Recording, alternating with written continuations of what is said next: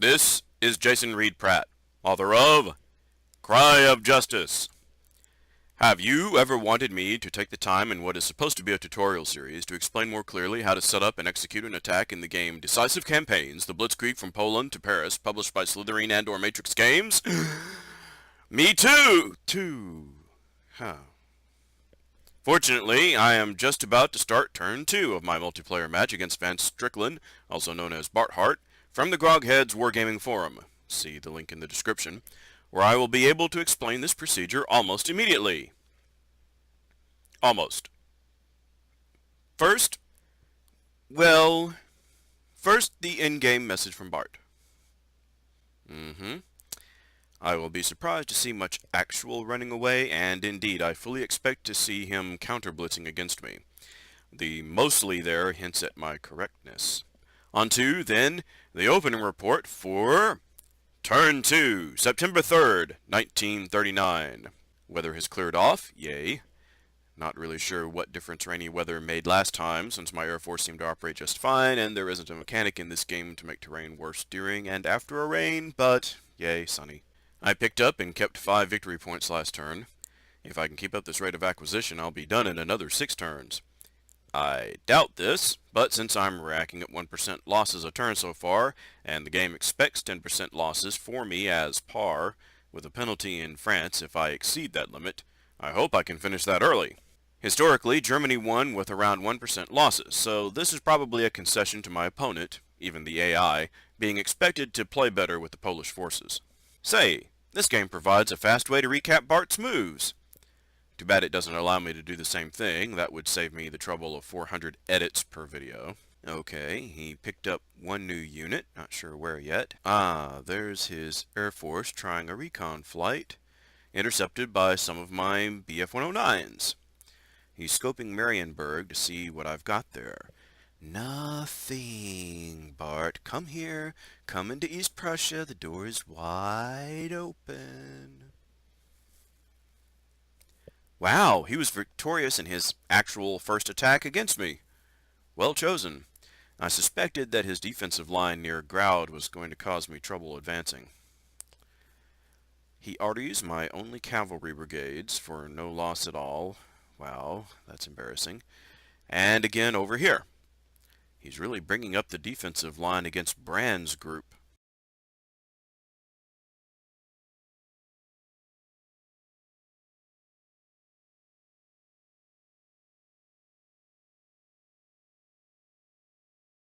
Down on the south front now. That was a good idea. Whittle down my 1st Infantry Division, Artie, while you have a chance. We stood firm, but lost 1/5 of our cannons, without which this battalion, or whatever it is, isn't worth much. Okay, that final move right there represents him counter-blitzing, probably with cavalry. We'll be getting back to that later. So, for my side, I'll just start at the southeast and doom scroll around the map at the start, like this, to give you and myself an initial overview of the situation after Barth's turn. East Prussia already looks like trouble. Let's zoom into Brand's group to illustrate. See those 2 bulges in Poland's control? That means he's trying to run troops around behind me. In accordance with the prophecy! But seriously, this right here is why the game designers expect that I'll be doing good to win with 10 times more casualties than historically. Because smart players, or a challenging AI, will play to Poland's strengths, and one of those strengths, not that it has many, but one of them, is its fast cavalry. Even if I Zorch them all, I've got to Zorch them all, or he can pocket me instead of me pocketing him. And I'll need time to Zorch them all, and counter-parry those counter-blitz attempts, and that time will eat up my limited amount of time in getting the cities I need to even win this mission. And if I don't win this mission, I can't advance into France.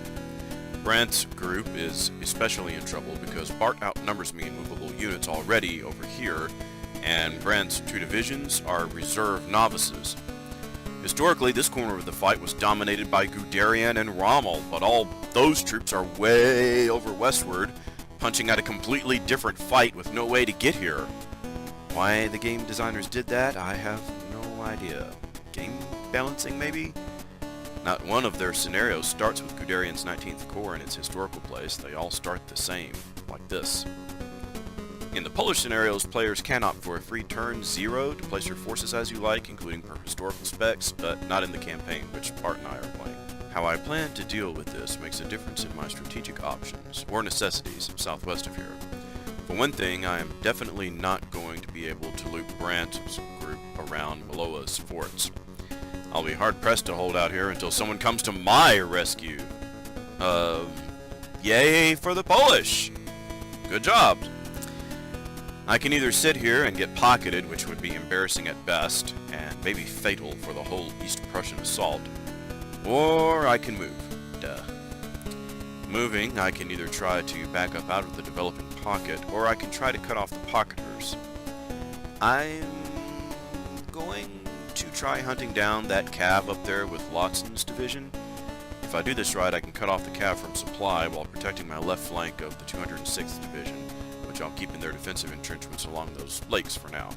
I really could use my Königsberg garrison division down near Brant now, but the game won't let me move them by rail.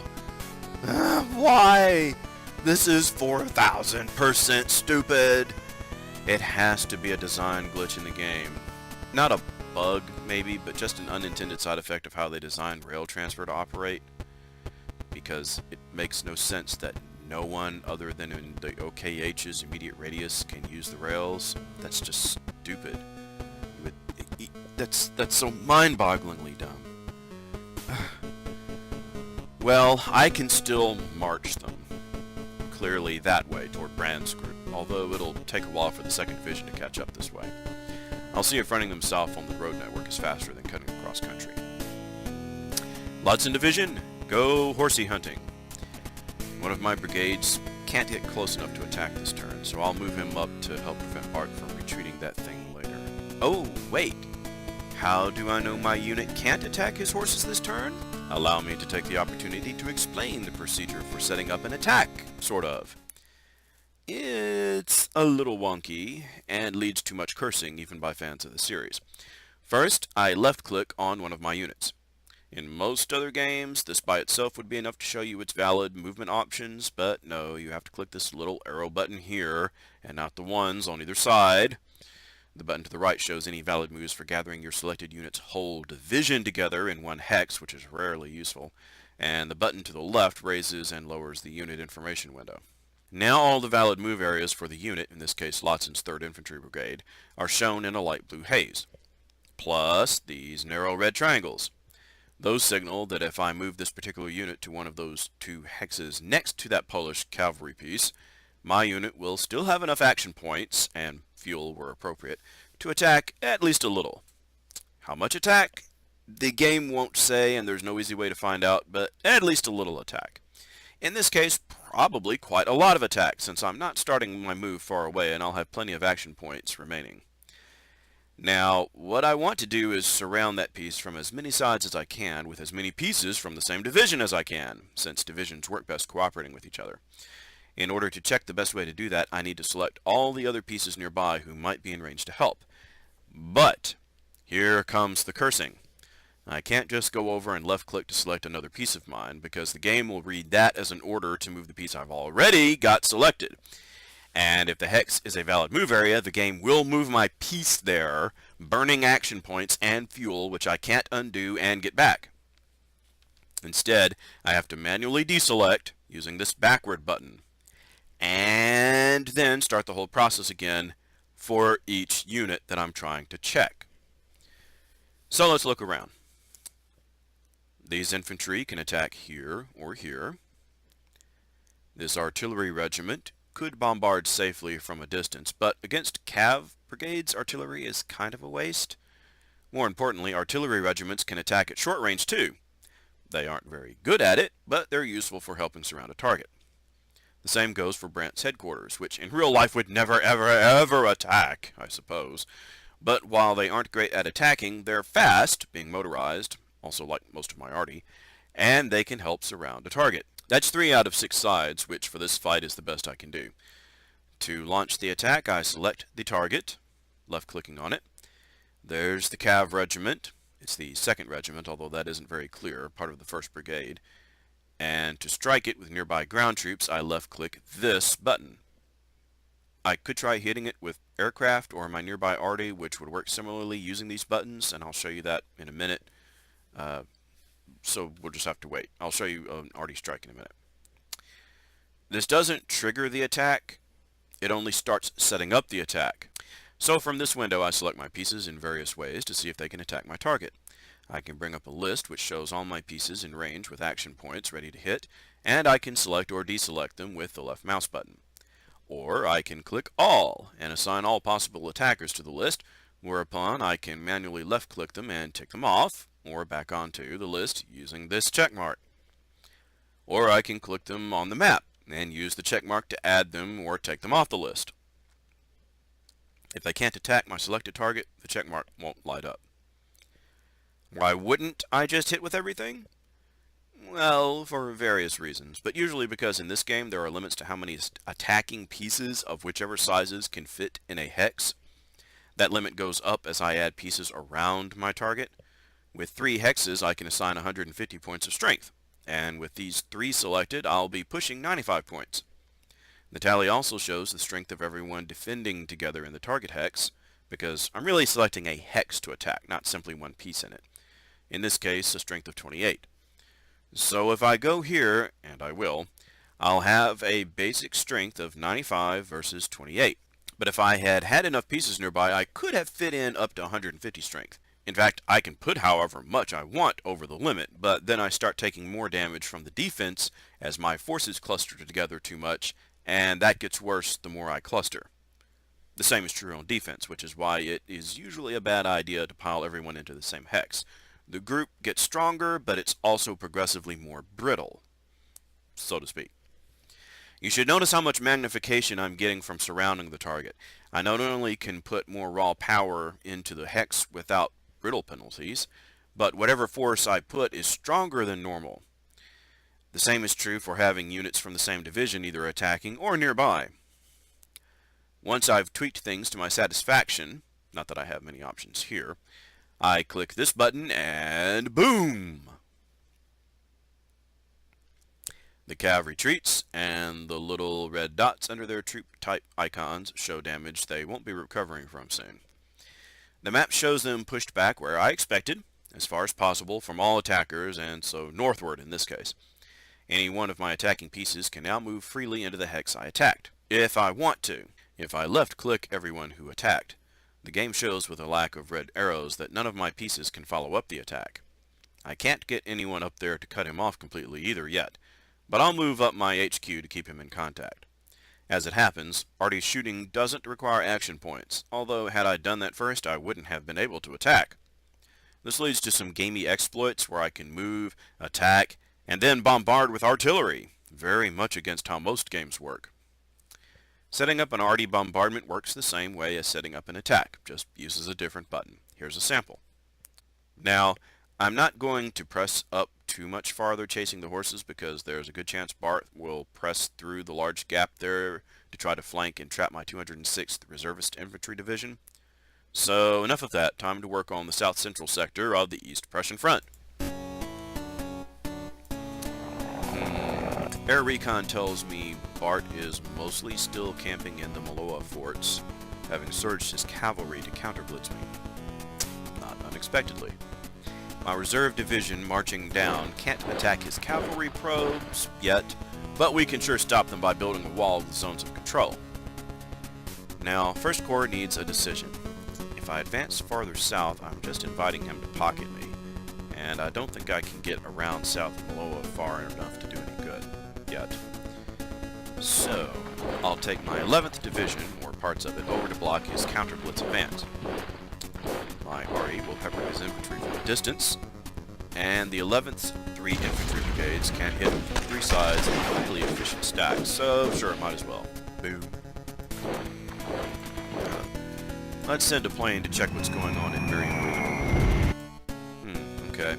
There's the infantry that I thought last turn was going to be marching up. He's got cavalry coming in behind, but they're too far away to get close yet. Maybe he'll try to hold that city as a base with his infantry to springboard his cav from. Don't get distracted, me! I need to figure out what I'm going to do and or not do with the first corps. Okay, here's a thought. What if I don't try to loop deep behind Maloa? What if I zag westward over here where I'm air scouting? I could be concentrating more force where I badly need it to break the Polish line I'm in contact there, and also cut off his surge by that brigade from the 4th Polish Infantry. Yep, I'll do some blocking and prepping here, and next turn we'll see how this develops. Back eastward to Vodrik's corps. They look like they're going to be trapped soon. I'll need to think about this. But, oh, right, my security train! Where should I send it? Back to Marienburg? Forward to help 3rd Army HQ?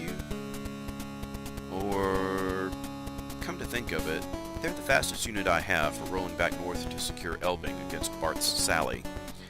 I can't get there this turn, but neither can he, and I'll be able to camp there next time. While I'm at it, I'll move this Flegel Corps forward to the next city to help with scouting better and air defense. Back to Vodrig. I feel like I ought to be trying something against Barth's 20th Infantry Division down there since I'm already in contact, but also that I should be pushing back eastward since Barth moves so many troops northward. Air scouting says nothing's back there yet. I'll scout with my engineers and headquarters, who are quite motorized and fast, see if I can't cut them off next turn. Blitzing with my headquarters and engineers makes sense, right? Back versus his 20th Division, setting up some strikes to punch them around a while.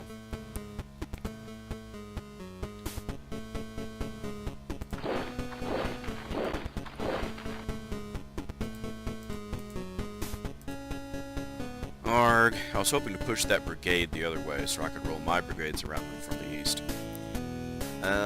Let's scout Sniello. Nope, engineers blocking me there. Not very surprising. I think my attack down here was not very successful. Since I'm worried about his cavalry rolling around Brandt's group from the west, I'll pull one of the 206th over here to help block, and move one of my air groups away from scouting. Okay, 2 air groups forward. To the 21st Corps! Barth punched back one of my reservist infantry brigades on his turn. Do I really want to try much here, or wait until I can bag him? My planes say no one is in Marienborder yet, so I'll roll my engineers back to hold the line behind me. I should at least move up a hex or 2 and meet his line solidly. And hey, I can put at least 1 brigade across the river to threaten Graudzens.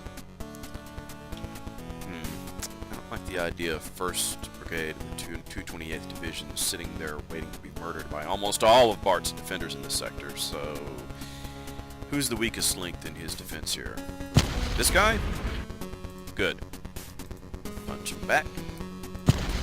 They hold against my follow-up attack.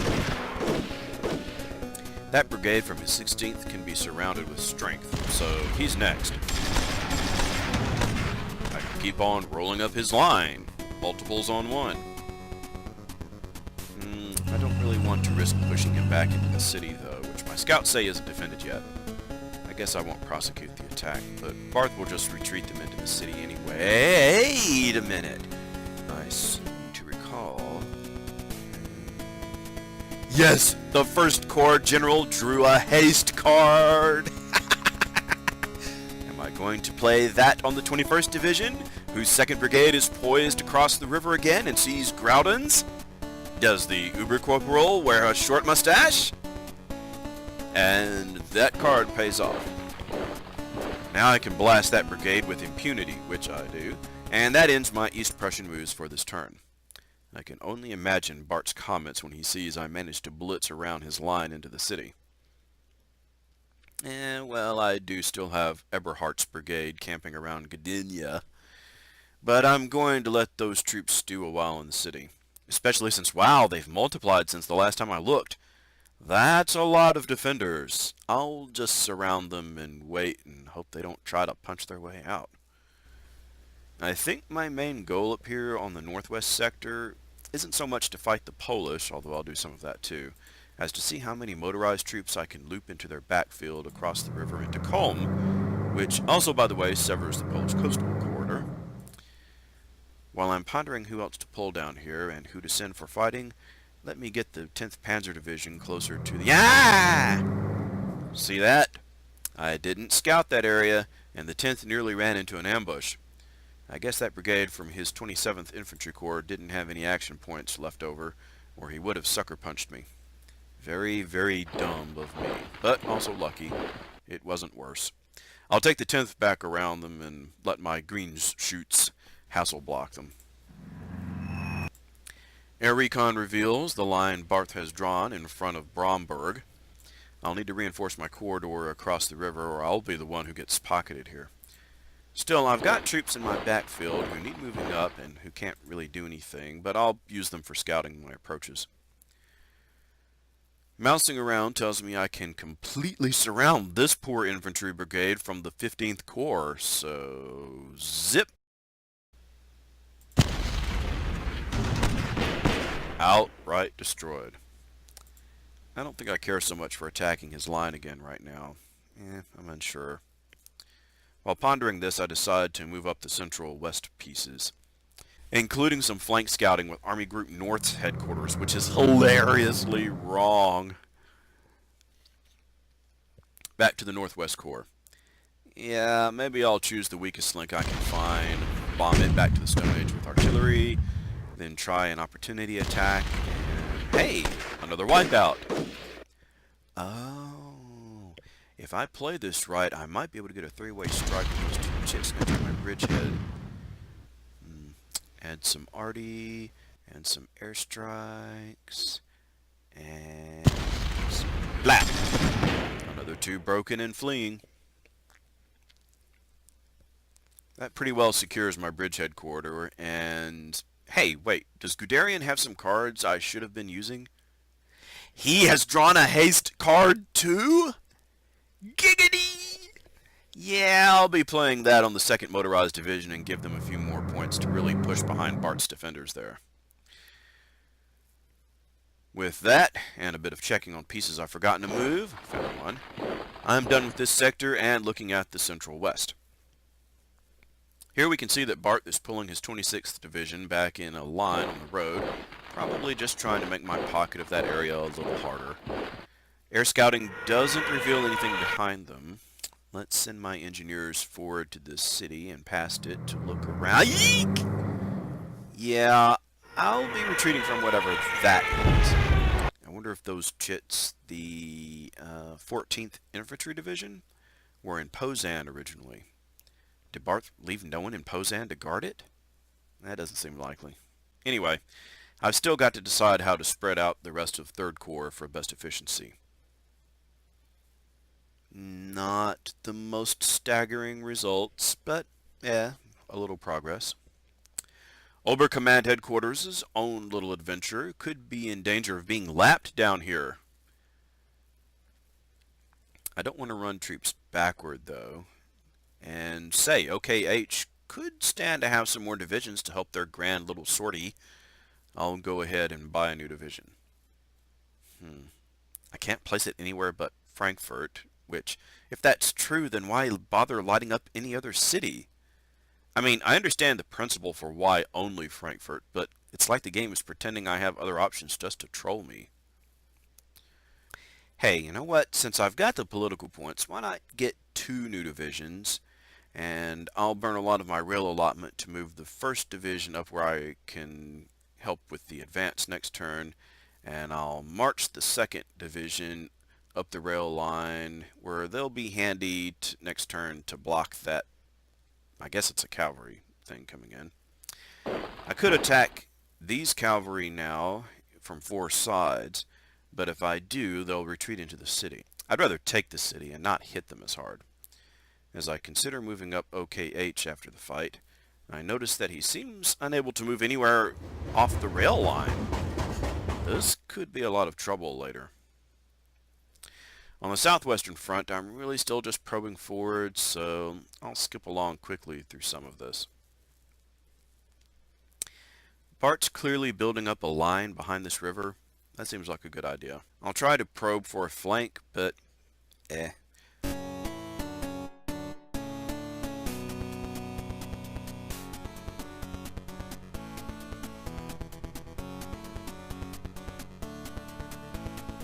my best shot at a flank would be to loop around the river's headwaters down here, which I'm already in the process of doing.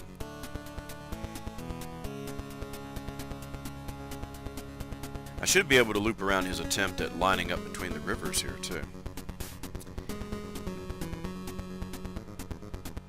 Now down here near Szeztachowa, I'm guessing I pronounced that right, I can see him trying to pull back along the road in a way that might allow him to search for a pocket if he gets the chance. But what's this? One of my engineers can cross the river behind him? Air Recon confirms the area is empty. Too bad I don't have anyone who can loop around into Chesty before Barth gets there. That would be hilarious. But pushing a corridor over the river before he can guard it is almost as good. This corridor, if I can keep and exploit it, will allow me to flank his whole river line, which otherwise will be acting as a defensive force multiplier for his troops. I'll cut off his Krakow cavalry too, so he won't be in much position to try an opportunity pocket with him. And I'll start rolling up his line here toward the city.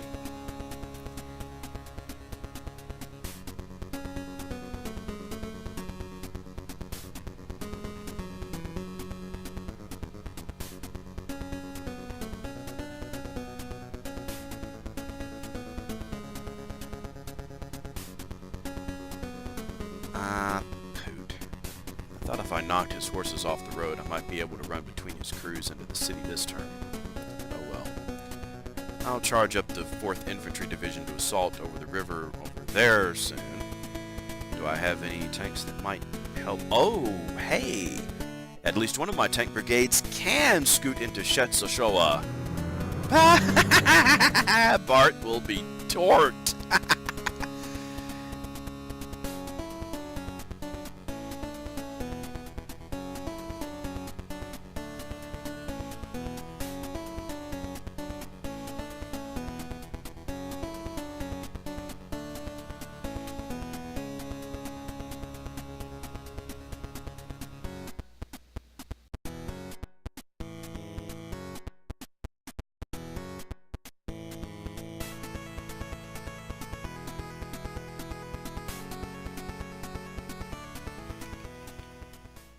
Down to the cavalry trapped in the Boython area. I can't recall if I just bypassed them or if Bart was trying to counter blitz here. Anyway, this is a great example of using puny forces on my side for the opportunity to eliminate one of Bart's pieces in support for a couple of infantry divisions. And, doing this, I also capture yet another major city.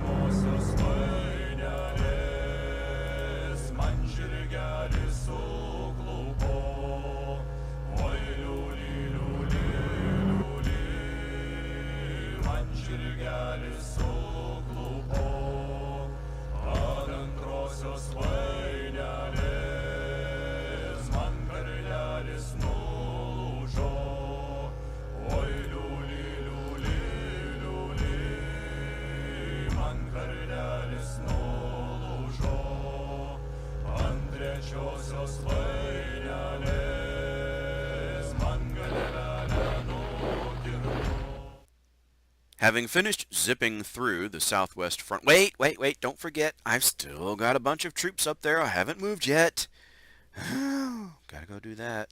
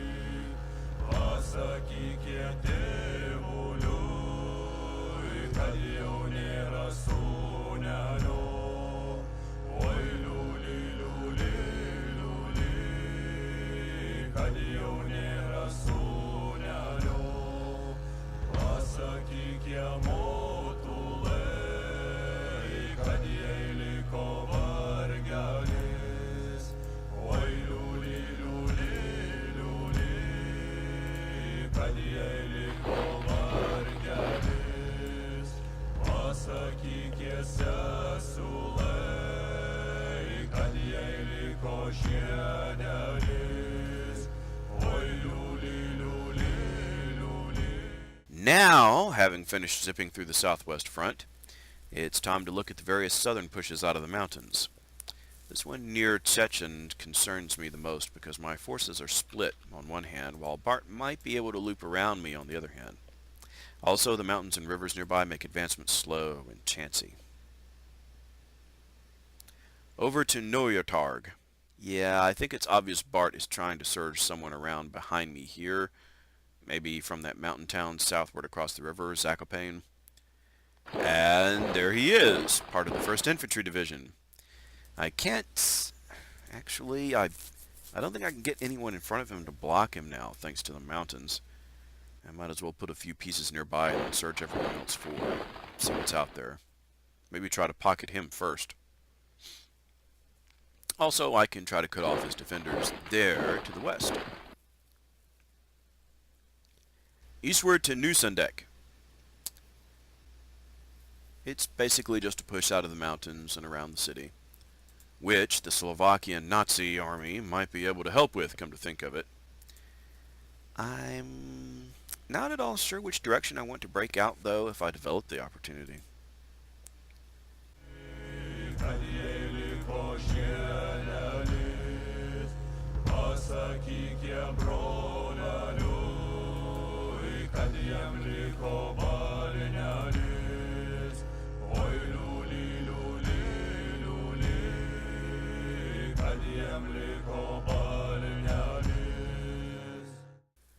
With that, my turn is done. Here's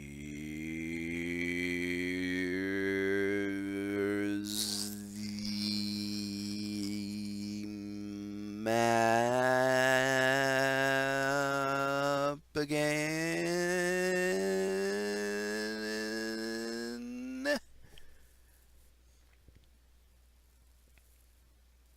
Yeah, this quarter up here, where Brandt's group is, where I keep starting each turn, this bothers me the most. Man, he could roll me back here if I'm not careful, and completely destroy this whole attempt at an attack from East Prussia. And if that goes down, I'm probably going to lose. So make a note: if he beats me, this is probably where he beats me. Now let's take a look at the stats. Wow, my casualties sustained have taken a big jump. If I'm not very careful, those casualties could jump again soon, because I don't think Barth's going to stop trying to counter-blitz me. I've tried to position myself to polish them off, but I'm feeling pretty dubious about East Prussia, and it's now Barth's turn again. Doom doom doom doom doom doom doom doom. Amen. Amen. Amen. Amen. Amen. Amen.